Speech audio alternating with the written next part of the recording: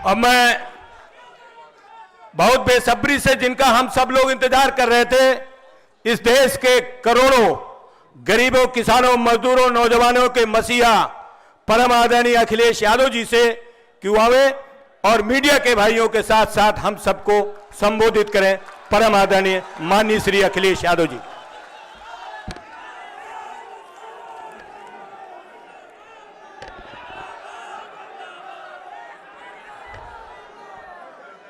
हमारे साथ मंच पर उपस्थित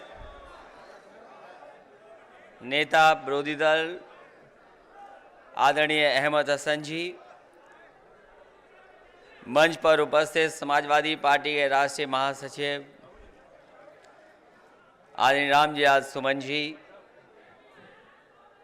पार्टी के राष्ट्रीय महासचिव इंद्रजीत सरोज जी, आदरणीय दयाराम पाल जी, पूर्व मंत्री विधायक अवधेश प्रसाद जी, संचालन कर रहे हमारे पार्टी के प्रदेश के अध्यक्ष नरेश उत्तम जी, मंच पर उपस्थित पूर्व सांसद, पूर्व विधायक, मंत्री, जिनके आने से इतनी बड़ी संख्या में जो लोग मौजूद हैं पार्टी कार्यालय में, राम प्रसाद चौधरी जी, अरविंद कुमार चौधरी जी, दूधराम पूर्व विधायक जी, जितेंद्र कुमार उर्फ नंदू चौधरी जी, राजेंद्र चौधरी जी पूर्व विधायक, श्रीमती लता देवी जी, विपिन कुमार शुक्ला जी, काविंद चौधरी जी, अजय प्रताप चौधरी, सुशांत पांडे जी, विक्रम पांडे जी, उमेश पांडे जी, अनिल कुमार, राम प्रसाद पासी जी, राम मुनीजर चौधरी जी, सुदर्शन पासी जी, मैं इन सभी लोगों का बहुत बहुत आज समाजवादी पार्टी में स्वागत करता हूं। मैं राम प्रसाद चौधरी जी, उनके सभी सहयोगी साथी और बड़ी संख्या में जो कार्यकर्ता नेता शामिल हुए हैं, मैं सबका धन्यवाद और आभार प्रकट करता हूं।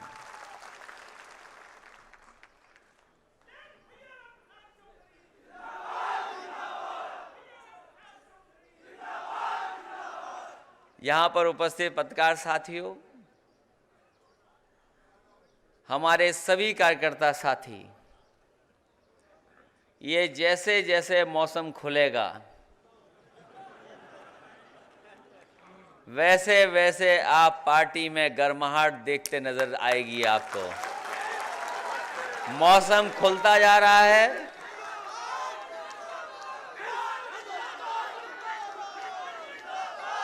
मौसम का बदलाव दिखाई दे रहा है और ये छोटा मोटा बदलाव नहीं है, ये बदलाव ऐसा है जो सरकार में लाने वाला बदलाव है।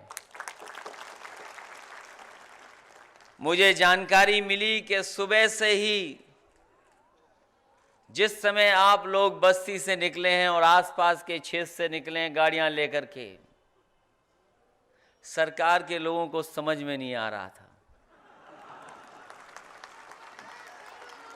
और ये अच्छा किया आपने टोल पे पहले ही पैसा दे दिया, नहीं तो खुशी में न जाने कौन सी खबर निकल गई होती। और मैं आपसे कहूंगा कि अगर थोड़ी बहुत कमी रह गई हो तो वापस में आप राम प्रसाद चौधरी जी फिर थोड़ा पैसा दे देना, क्योंकि गिनने वाले गिन नहीं पाए कि गाड़ी कितनी आ गई हैं। इसलिए मैं बधाई देता हूं, ये शुरुआत है नए साल की।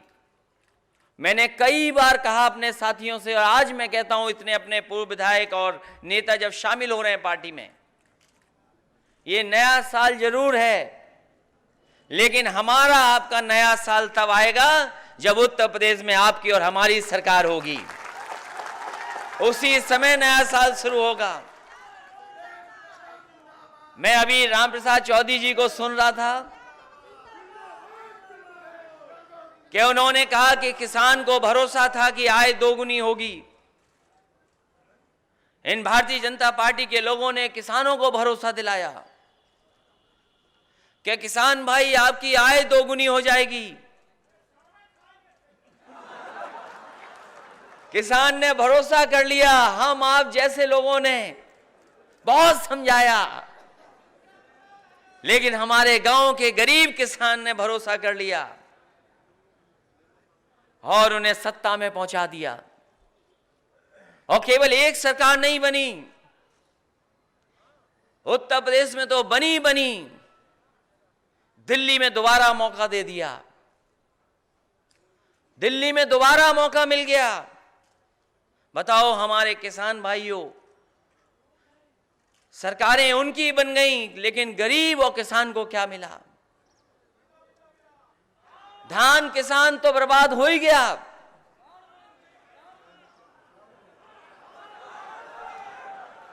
ये सब बर्बाद हो गया। कम से कम सरकार वाले यही काम कर देते जो आप कह रहे हो, इन्हीं से बचा लेते। वैसे हालांकि मुख्यमंत्री जी से उम्मीद नहीं कर सकते, कम से कम जो सरकार बने और जो मुख्यमंत्री बने हैं, सरकार के मुखिया जो हैं, अगर किसान की आय नहीं दोगुनी कर सकते, कोई सड़क नहीं बना सकते, कोई मेडिकल कॉलेज अगर नहीं बन सकता, कैंसर इंस्टीट्यूट अगर नहीं बना सकते, या हमारे माताओं बहनों की सुरक्षा, तो कम से कम जो काम आप करते रहे वही काम कर देते। और आज उत्तर प्रदेश किसके लिए जाना जाता है? सोचिए आप। ये उत्तर प्रदेश जिसमें सबसे बेहतरीन सड़कें बनी थी, जहां पर लैपटॉप मिलने लगा था, जहां पर समाजवादी पेंशन बंटने लगी थी, जहां पे शुरुआत हो गई थी कि किसान को कैसे मुख्य धारा में लाएं, उनके घर परिवार में खुशहाली कैसे आए। आज उत्तर प्रदेश जिन चीजों में नंबर 1 है, हमने होर्डिंग लगाई है ऊपर से नीचे तक, आप देख लो, उत्तर प्रदेश नंबर 1 ही नंबर 1 दिखाई दे रहा है। साइबर क्राइम नंबर 1, ऐसा प्रदेश जिसने उदाहरण दिया था कि पुलिसिंग क्या होती है, पुलिस समय पर कैसे पहुंचती है। 100 नंबर वाली व्यवस्था अगर किसान गांव में खेत पे खड़ा होकर के भी बुलाता था तो पुलिस पहुंच जाती थी और मदद करने का काम करती थी।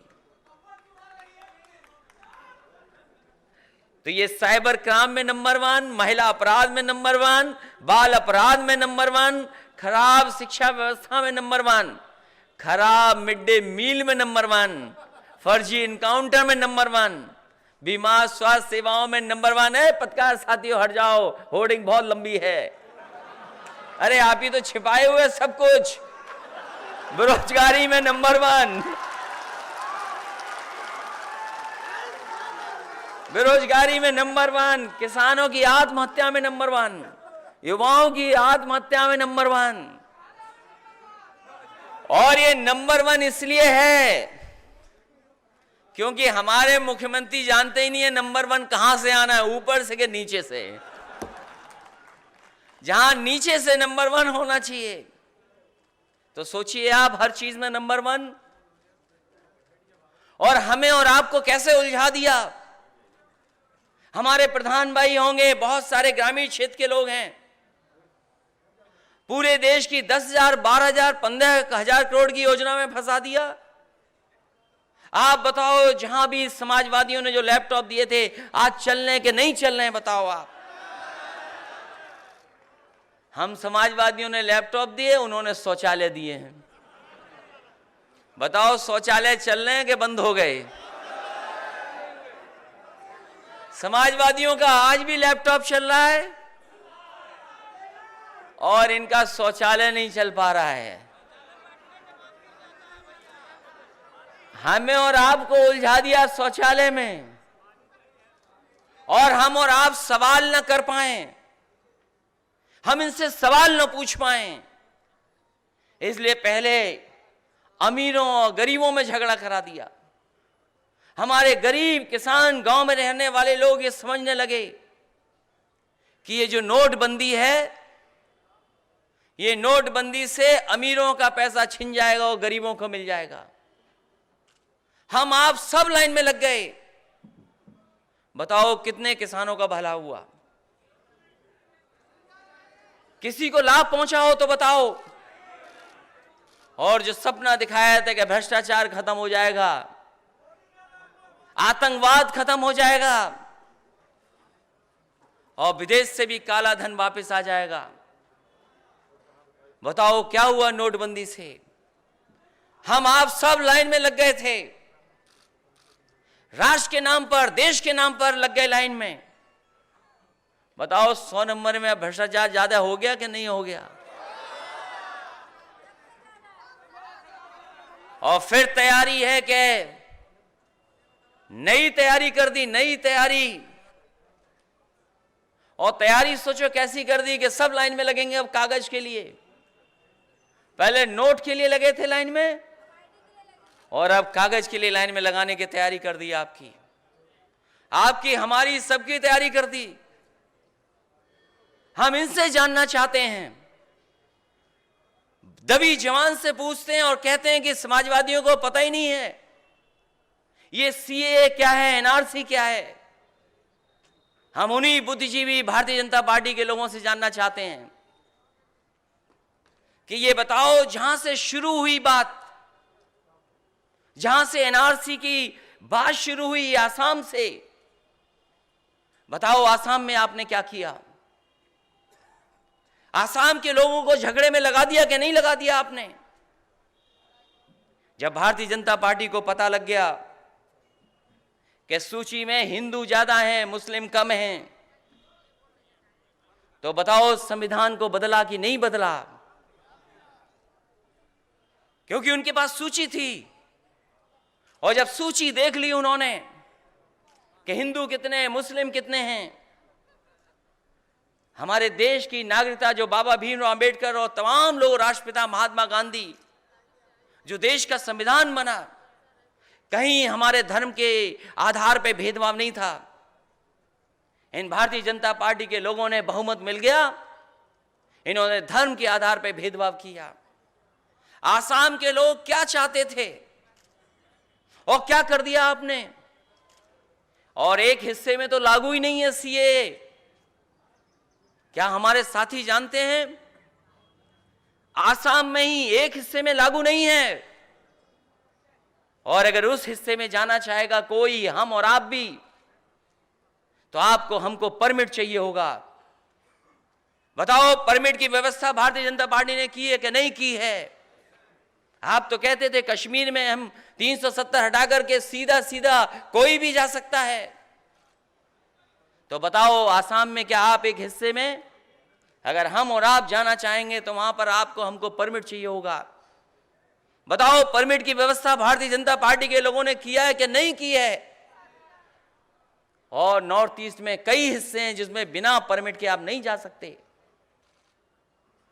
भूल जाइए, उत्तराखंड में क्या करोगे? जमीन लोगे, पहाड़ पे नहीं मिल ले सकते आप। ये पूरे देश को उलझा के रख दिया इन्होंने।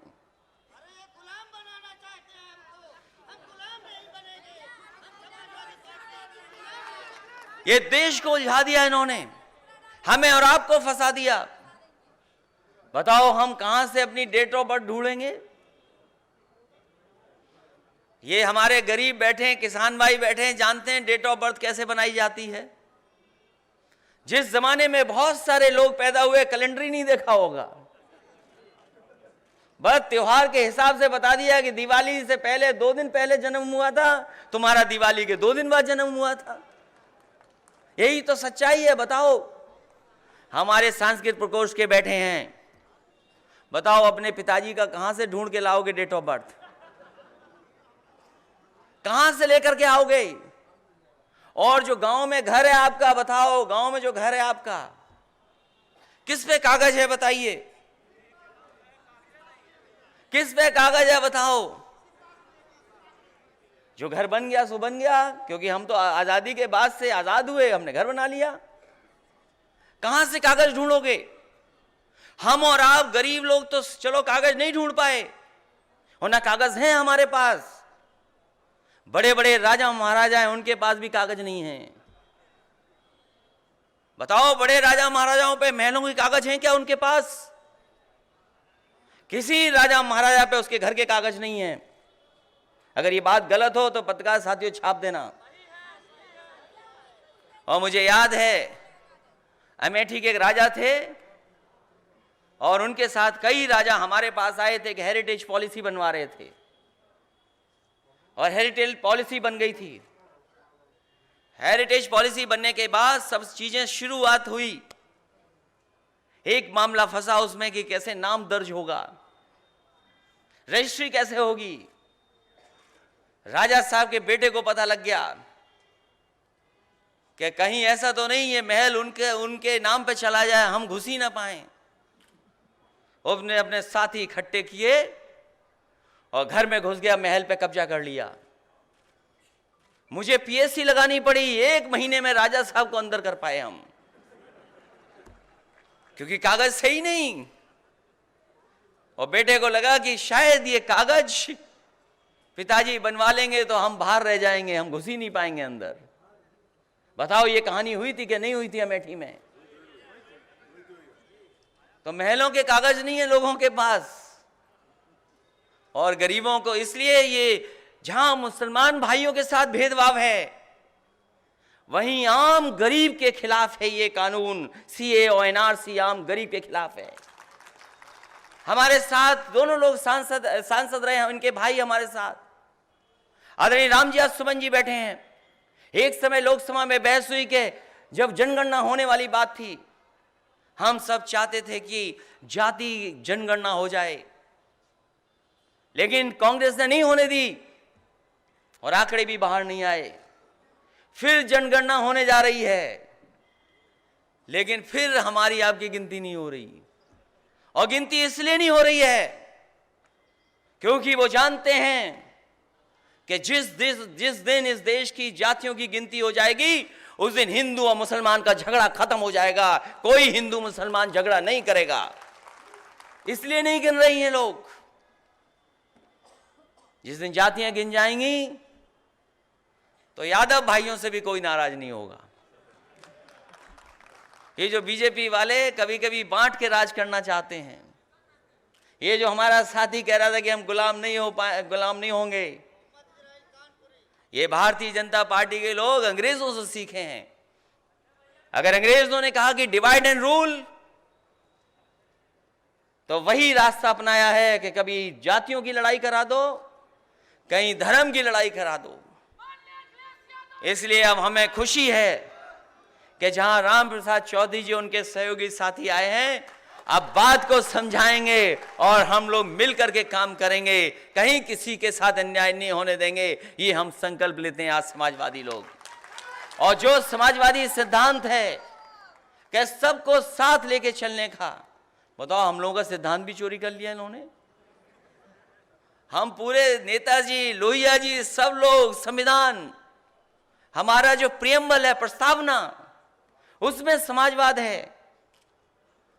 हम लोग समझाते रहे, नहीं समझा पाए, लेकिन बीजेपी के लोग आए और टीवी पे प्रचार किया, कहा कि सबका साथ सबका विकास। लोगों को लगा यही सच्चे समाजवादी हैं, सबका साथ सबका विकास। और फिर अपना क्या किया हमारे मुख्यमंत्री जी ने, बताओ। हमारे बाबा मुख्यमंत्री जी बहुत अच्छे हैं, केवल नाम बदलना जानते हैं। किसी को अगर नाम रखवाना हो तो दरखास्त लिख के हमें दे देना, हम चिट्ठी पहुंचवा देंगे। बताओ, घाघरा नदी कोई हमने आपने तो हम थोड़ी रखा था, कभी पूर्वजों ने रखा होगा। किस कारण रखा ये हम भी नहीं जानते। अब वो नदी का नाम बदल दिया। क्या बदल गया बताओ? पानी बदल गया या शहर किनारे वाले बदल गए? कुछ बदला है कि बताओ हमें आप। 100 नंबर 112 कर दिया, 100 नंबर 112 कर दिया। बताओ कौन सा टायर बदला इन्होंने गाड़ी का, ये बताएं हमें। कोई टायर बदला उसका, बताओ। 100 नंबर 112 हो गया। लेकिन इतनी होशियारी की इन्होंने पत्रकार साथियों, 112 मिलाओगे तो आपके नहीं मिलेगा, लेकिन मोबाइल में लिख करके आएगा इमरजेंसी नंबर। हमने आपने नोट ही नहीं किया, पता नहीं कब घुस गए ये मोबाइल में घुस गए ये लोग। ये ऐसा सॉफ्टवेयर बनाया है कि ये मोबाइल में घुस गए हैं। पता नहीं हमारे आपकी मोबाइल की जानकारी तो नहीं निकाल रहे हैं, ये भी देख लेना आप और हम। हो सकता है निकाल रहे होंगे, कोई भरोसा नहीं। और बताइए क्या सबसे सुंदर अच्छी मुख्यमंत्री आवास वो बनाया, लोक भवन। जो लोग अपने नेता को सम्मान नहीं कर सकते, वो प्रदेश और देश को खुशहाली के रास्ते पर नहीं ले जा सकते। लोक भवन के सामने भी कब्जा कर लिया। हम कब्जा नहीं कहेंगे, सम्मान दे दिया। हम उनसे कहेंगे कम से कम उनकी जन्मस्थली पे तो बना देते कुछ, जहां जन्म लिया। वहां के लोग अभी भी देख रहे हैं, रास्ता देख रहे हैं, कुछ मिलेगा कि नहीं मिलेगा। कम से कम ऑक्सफोर्ड, हार्वर्ड या कैम्ब्रिज जैसी यूनिवर्सिटी बना देते तो मानते भारतीय जनता पार्टी के लोगों को। अभी भी वही हम लोगों का पुराना काम पूरा कर रहे हैं, नया काम नहीं कर पाए हैं। एक्सप्रेसवे बनाया तो अभी भी जो पूर्वांचल को दिया था, अभी उसी पे काम चल रहा है। ये समाजवादियों का दिया हुआ है, इसलिए अभी कुछ नया काम नहीं कर पाए हैं। और जो काम उन्हें करना चाहिए था, गाय की सेवा, वो भी नहीं कर पा रहे। अब सांड वाली बात हम नहीं कहेंगे। देखो, सांड वाली बात अगर कहना शुरू कर दिया तो कहीं बात और जगह पहुंच जाएगी, इसलिए हम नहीं चाहते कि उन तक पहुंच जाए वो बात। इसलिए जो काम था वो भी नहीं कर पा रहे, तो बताओ मुख्यमंत्री होकर के प्रदेश को कहां ले जा रहे हैं। इसलिए हमें खुशी है इस बात की कि आज इतनी बड़ी संख्या में हमारे साथ बड़े नेता आए हैं। जहां राम प्रसाद चौधरी जी ने शुरुआत दौर पे समाजवादियों को आगे बढ़ाया, समाजवादी पार्टी और नेताजी को मजबूत किया, उसी तरीके से आने वाले समय में उनके सभी सहयोगी साथी मिलकर के एक बार फिर समाजवादी पार्टी को और मजबूत करेंगे। मैं उनका, उनके सहयोगी साथियों का और जितने उनके साथी आए जो यहाँ पर हैं और मंच पे बैठे हैं, मैं उन सब का स्वागत करता हूं, उन सभी साथियों का धन्यवाद देता हूं और आभार प्रकट करता हूं कि इस उम्मीद के साथ कि आने वाले समय में उत्तर प्रदेश में नई सरकार बनेगी, समाजवादियों की मिलकर के सरकार बनाएंगे। बहुत बहुत धन्यवाद और आपका बहुत बहुत आभार प्रकट करता हूं। साथियों, अभी आप लोग अपने स्थान पर बैठे रहेंगे। हमारे इन सभी नेताओं ने माननीय राष्ट्रीय अध्यक्ष जी के सम्मान के लिए स्मृति चिन्ह और गुलदस्ते, माला और अंग वस्त्र, तमाम सम्मान के लिए हमारे लोगों ने रखा है। हम आदरणीय राम प्रसाद चौधरी साहब के साथ आए हुए लोगों से कहेंगे कि जो भी आपका सम्मान का यहां पर माल्यार्पण होना है, वो लेकर आप सामने आने का कष्ट करें।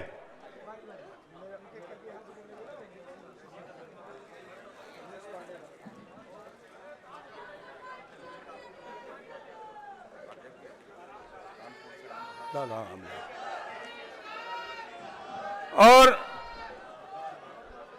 इसके बाद मऊ के मधुबन के पूर्व विधायक श्री उमेश पांडे जी से अनुरोध है कि वो इसके बाद अपने सम्मान स्वागत के लिए तैयार रहें, उनके सभी साथी।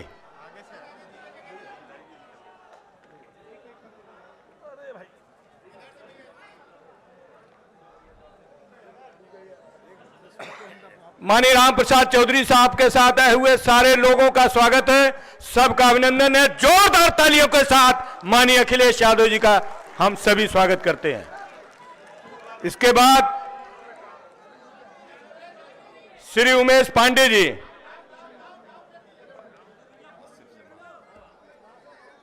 और उसके बाद कानपुर से चलकर आए राम प्रसाद पासी जी और मुजफ्फरनगर से चलकर आए अनिल कुमार जी। उनके साथी जो भी सम्मान के लिए आप यहां पर गुलदस्ता और माला रखे हैं, कृपया बारी बारी से आवे। और माननीय राष्ट्रीय अध्यक्ष जी का सम्मान करें।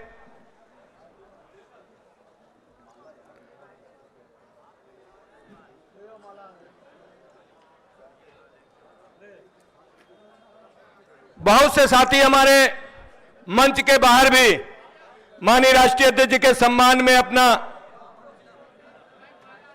जो भी प्रतिमा या चित्र लेकर आए हैं उन सब का भी हम सम्मान करते हैं और उनका भी सबका हम स्वागत करते हैं।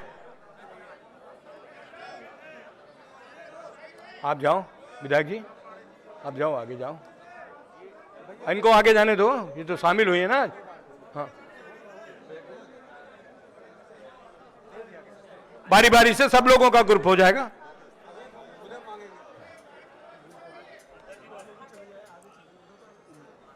सब लोगों का बारी बारी से कृपया सहयोग करें।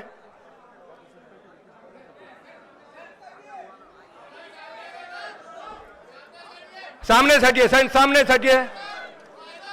मीडिया के लोग फोटो आपका ले रहे हैं, सब लोग सामने, थोड़ा पीछे हो जाए, सबका आ जाएगा, फोटो आ जाएगा।